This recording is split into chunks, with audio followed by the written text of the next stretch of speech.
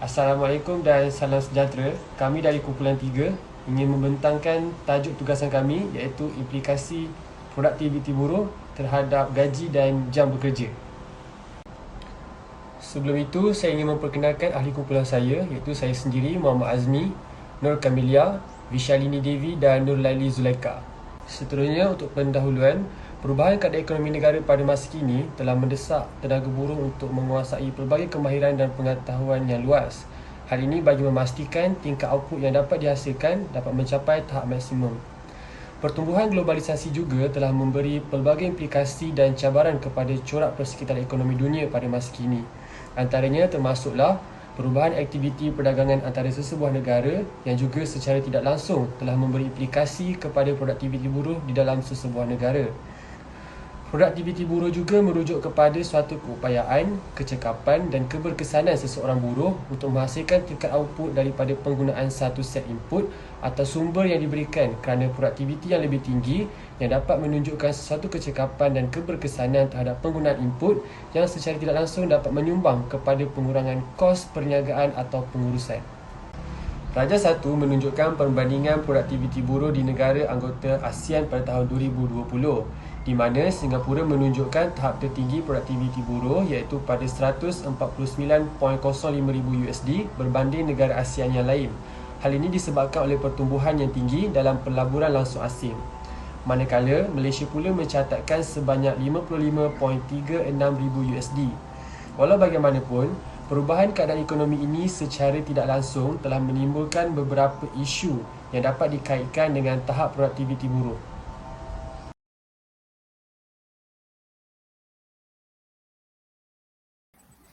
Kita beralih kepada subtopik yang pertama iaitu gaji. Gaji merupakan sebuah penghargaan bagi pekerja di atas sumbangan yang mereka berikan terhadap sesebuah organisasi. Selalunya dan kebiasaannya, gaji yang diberikan ataupun upah akan diberikan dalam bentuk wang ringgit. Di Malaysia, dasar gaji minima telah pun dilaksanakan bermula Mei 2022 tahun lalu. Sebanyak RM1,500 gaji minima yang ditetapkan oleh pihak kerajaan. Namun begitu, ramai yang tidak berpuas hati berkenaan dengan gaji minima yang ditetapkan. Hal ini kerana keadaan ekonomi sekarang yang tinggi memberikan satu beban terhadap masyarakat, lebih-lebih lagi bagi golongan B40. Seterusnya, kita beralih kepada pembandingan di antara negara Malaysia dan negara yang lain berkenaan dengan produktiviti tenaga buruh dan juga pemberian gaji dan upah. Di negara Malaysia, beberapa sektor diberi kelonggaran untuk melaksanakan gaji minimum iaitu sebanyak RM1,500. Seterusnya, gaji diberikan mengikut kelayakan akademik dan juga produktiviti tenaga buruh. Seterusnya, kita lihat kepada negara Colombia. Hanya industri yang terpilih sahaja yang akan dinaikkan gaji seperti sektor pemakaian dan juga kasut.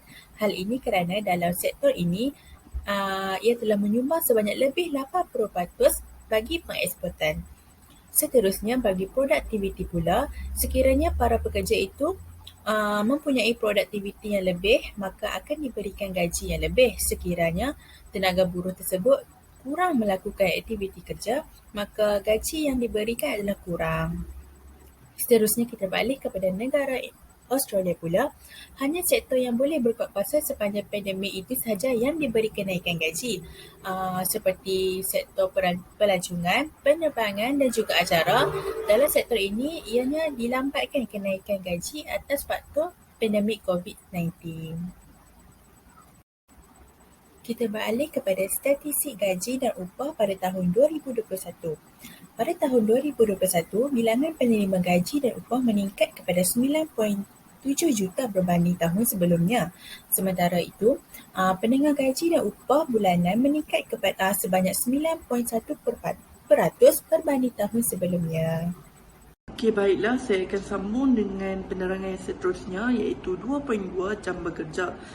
Okey, buruh yang bagus, buruh yang boleh dikategorikan sebagai bagus bukanlah yang hebat bekerja dalam tempoh masa yang panjang, akan tetapi hasil yang diberikan olehnya tidak setimpal dengan tempoh masa yang digunakan. Sebaliknya, buruh yang bagus ialah yang boleh mengeluarkan hasil yang berkualiti walaupun dalam tempoh masa yang singkat. Jam bekerja sememangnya dapat mempengaruhi produktiviti buruh. Terdapat pelbagai permasalahan yang muncul akibat faktor jam bekerja ini. Antaranya mendatangkan masalah kepada tubuh badan seseorang buruh seperti masalah kesihatan mental dan juga fizikal. Masalah kesihatan mental dan fizikal yang berlaku disebabkan oleh ketidakstabilan jam bekerja ini dapat memberikan impak yang negatif terhadap produktiviti buruh tersebut. Hal ini berlaku apabila syarikat tidak memilih struktur kerja yang sesuai dengan syarikat mereka, di mana menyebabkan buruh terpaksa bekerja lebih masa demi menyelesaikan pekerjaan tersebut, yang mendatangkan masalah-masalah yang dinyatakan tadi, masalah mental dan fizikal, iaitu masalah tekanan jiwa, masalah mudah jatuh sakit, demam dan sebagainya yang akan mengganggu produktiviti mereka. Selain itu, masalah yang akan muncul akibat daripada faktor jam bekerja ini adalah masalah tiada waktu yang fleksibel. Apabila buruh terpaksa bertahan dengan ketidakstabilan jam bekerja, mereka tiada waktu yang fleksibel untuk melakukan perkara lain kerana setiap buruh tidak mempunyai waktu bekerja yang tetap. Sebagai contoh, buruh tidak mempunyai waktu untuk diluangkan bersama dengan keluarga ataupun diri mereka sendiri. Hal ini akan menyebabkan mereka merasa keletihan dan kelesuan dan juga memberi kesan terhadap produktiviti mereka dalam melaksanakan sesuatu pekerjaan, di mana berkemungkinan juga ia akan menyebabkan mereka menangguhkan pekerjaan yang mereka tengah lakukan tersebut. Tambahan juga, hal ini turut memberi kesan kepada pihak pengurusan syarikat di mana mereka terpaksa berurusan dengan penetapan jadual jam bekerja buruh yang tidak stabil dan tidak tetap, yang mungkin sukar untuk membuat pihak pengurusan syarikat untuk berkomunikasi dengan buruh mengenai hal-hal yang memerlukan kerjasama dari setiap buruh. Okey, Carta 1 menunjukkan produktiviti buruh untuk suku ketiga 2022 yang dikeluarkan oleh Jabatan Perangkaan Malaysia DOSM. Carta ini menunjukkan produktiviti buruh, nilai ditambah per pekerja dan juga nilai ditambah per jam bekerja mengikut sektor industri pekerjaan untuk suku ketiga 2022.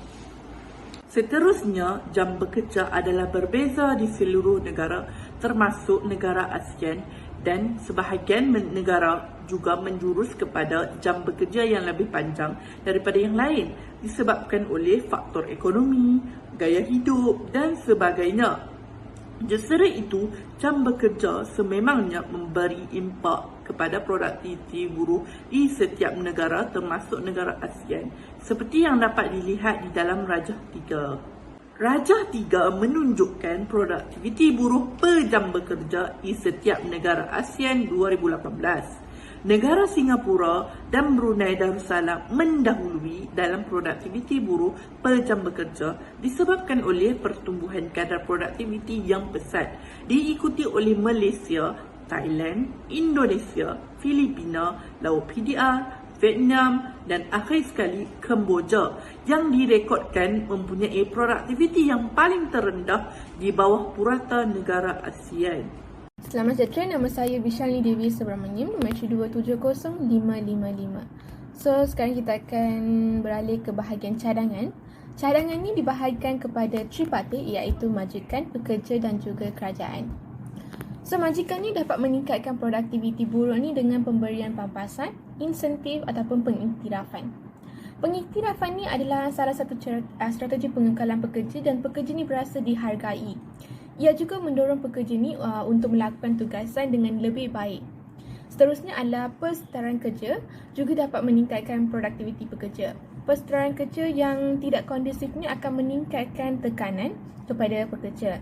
Sebagai contohnya, kesihatan mental pekerja. Seterusnya adalah kerajaan.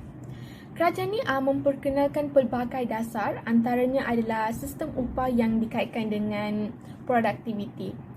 Ia ni memberi faedah kepada pekerja dan juga majikan sama ada mempunyai kesatuan ataupun tiada kesatuan. Ia juga mewujudkan hubungan rapat antara upah dan juga produktiviti untuk meningkatkan daya saing dan juga menjamin kestabilan pekerjaan. Kerajaan juga perlu menegaskan semua syarikat dan juga majikan ini untuk mengimplementasikan dasar ini untuk meningkatkan produktiviti buruh. Selain itu, waktu kerja fleksibel. Penyusunan waktu fleksibel ni membolehkan seseorang tu, pekerja tu menetapkan waktu mereka akan memulakan kerja yang perlu disiapkan. Sebagai contohnya di Finland, kerajaan Finland ni memperkenalkan polisi bank waktu kerja dalam Akta Waktu Bekerja untuk semua sektor pekerjaan di negara tersebut. Melalui kaedah ini, pekerja yang bekerja melebihi tempoh bekerja yang ditetapkan ni dalam sehari. So, waktu lebihan tersebut ni disimpan di bank waktu kerja untuk digunakan pada waktu akan datang lah. So, penyimpanan lebihan jam bekerja ni terhad kepada 180 jam sahaja setahun. Seterusnya, pekerja. Pekerja ni perlu taat serti dan juga motivasi terhadap suatu organisasi bagi mencapai matlamat organisasi tersebut. Selain itu, memberi komitmen yang penuh dalam pengeluaran.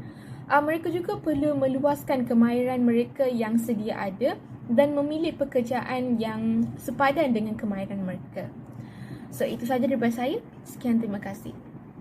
Kesimpulannya, produktiviti buruh ini saling berkait rapat dengan tahap motivasi buruh itu sendiri, di mana ini dapat dilihat apabila berlakunya peningkatan gaji.